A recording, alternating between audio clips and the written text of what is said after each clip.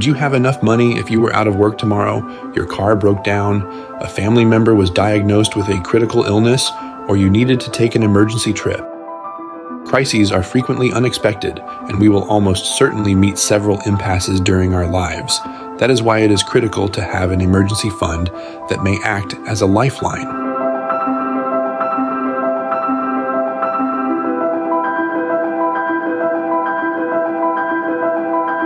What is an emergency fund?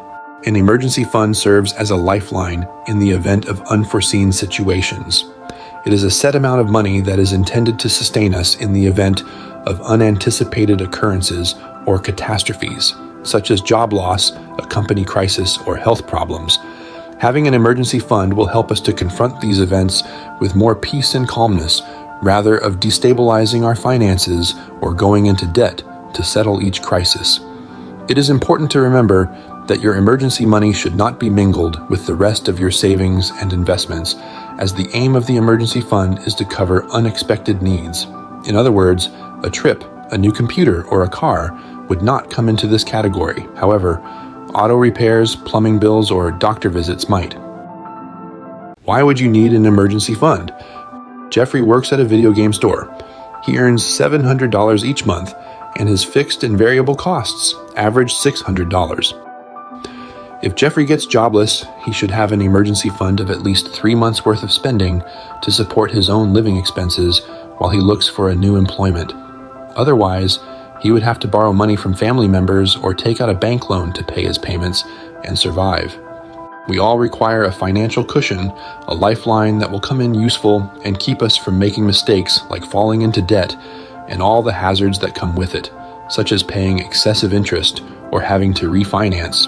An emergency fund may be viewed as a self-built shelter that protects you from storms and disasters that may occur around you, providing you with the security you require to deal with various scenarios that may arise. How much money do we need in my emergency fund?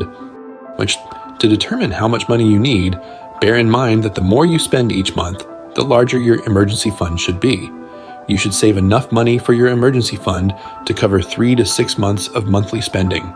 If you have a family, your emergency fund should be 3 to 6 times the amount of monthly costs incurred by the entire family. Obviously, if you share these expenditures, the fund should be collectively developed by those in charge of the family. Another successful but more conservative approach is to save not just enough to meet your basic needs, but if possible, to have an emergency reserve equal to your whole salary for 6 months.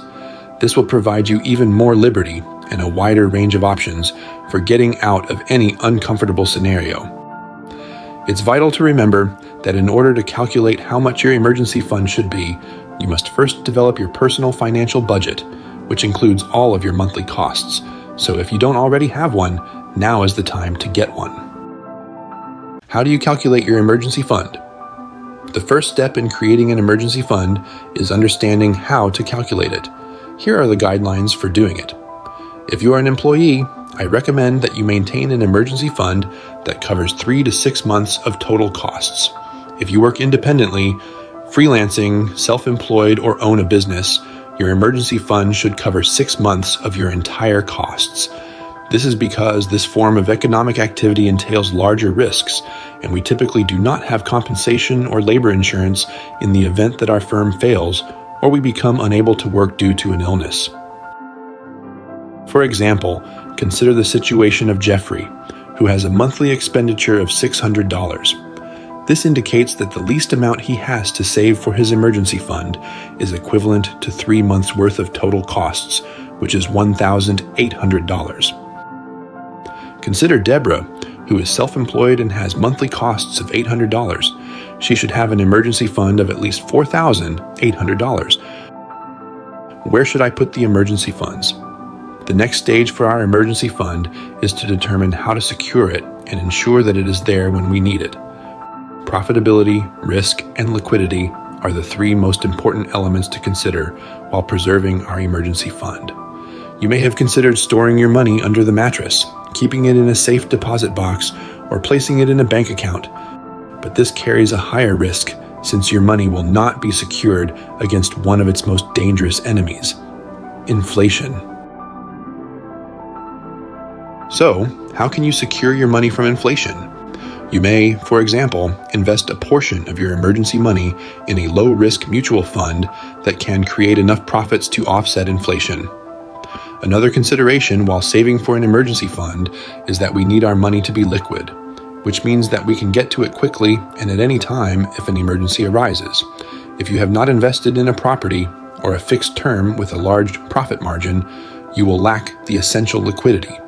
And if you want this money, this element will cause extra complications. As a result, we may infer that maximizing the profitability of this money is unnecessary, because our purpose is not to invest, but rather to have ready access to it and earn just enough income to cover inflation. Other options to preserve your emergency money include investing in more stable currencies like the dollar or euro, as well as low-risk, high-liquidity mutual funds. Do you have an emergency fund, or are you going to start one? Let us know in the comments, and remember that if you have any questions, we are happy to help. Don't forget to share it with your friends to assist them in their financial education. If you like the video, please like it, subscribe, and turn on the notification bell so that YouTube tells you when we add new stuff. See you in the next video.